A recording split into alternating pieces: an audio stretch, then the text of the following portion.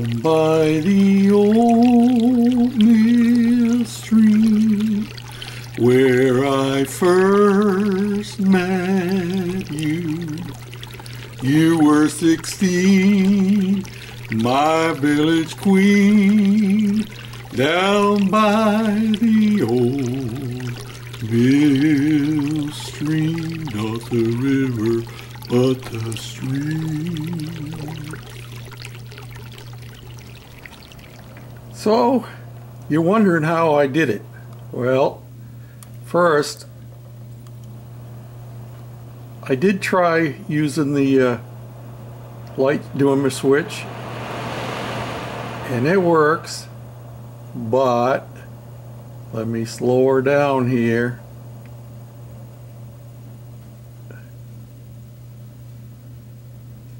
She slows it down quite a bit, but not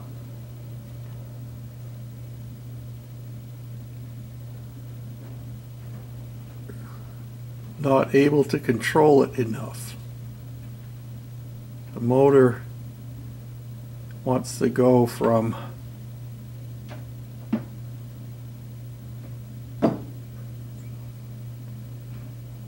you're not able to regulate it enough to make it efficient for what I want to do. As you can see, it's pretty touchy. Now I've got it all the way down to the slow thing, and I had it all the way slowest before, and so sometimes it works and sometimes it doesn't. So I was just having bad connections before, I guess. So yeah. So that's not going to do the job we wanted it to do, unfortunately. So we had to move on to the next solution. One of the next things that was suggested was that I use a DC motor that ran on lower voltage to begin with, and I have a pile of them, but I had just finished stripping down this auto reverse cassette deck that had problems with this drive system. And so what I did, at first I thought I was going to be able to drive directly. Here's the drive system out of that cassette deck, and I actually had it all disassembled before I came up with this idea. And I thought maybe I was going to be able to run my fan directly off to one of these shafts here, but they're too small for the shaft on my fan. So the solution I came up with was that I run a belt off of one of these cap stands here, and I have actually put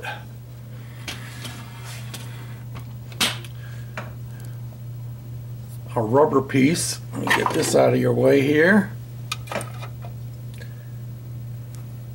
Just like this one back here on the opposite side of this shaft here. See, that motor turns pretty freely. So then by using one of the drive belts, I tried first using a regular rubber band, but they're too flexible. This is actually drive belt out of the cassette deck, and I run it onto there like that, and I tried running directly from the cap stand to the shaft on here, but they're too slick and they wouldn't do the job. So by putting this piece of rubber tubing, another piece out of, I don't know if it was out of this cassette deck or some other place, but I run it, put this on here, and that gives this enough traction here, and then going into the groove on this, it works pretty well. And I tried using this transformer again, but the control issue on that is so poor that it goes from, well, if you've ever run your model trains with one of these, you know that it's either go or stop. And even though it has a little bit of control, it's not very good at all. So then I came up with using my upgraded DC controller that I have right here, that I had bought last year, and it works pretty nice. And so that's how we end up solving this. Let me turn this on and you'll see what happens here to make sure I have it plugged in. Do I have it? Oh yeah, it's plugged in. Can you see the motor running down in there? See that?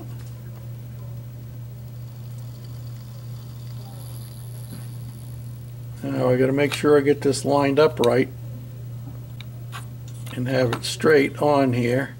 And obviously this is not set up permanently. I've just got it rigged in here, but it does the job. And you say, well, George, it's running backwards. Well, that's not a problem. All we have to do is change directions on the controller, and I can control that baby pretty well. Look at that. And if I want the water to be running a little bit faster, it's got flood overflow, you know, in the springtime, so the water wheel will run faster. Or if we just got a trickle going on,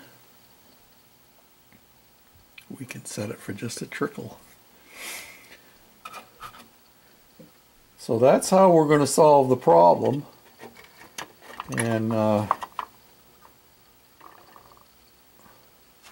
I'm not sure that I think what I'm going to do is I'm going to eliminate this motor here, and it has the bearings are on either side, and I'm going to set up a mount to mount those bearings in here. And I think I'm going to reduce some of the workings inside of this capstan unit and cut it down so I'm just driving one of the flywheels back in there.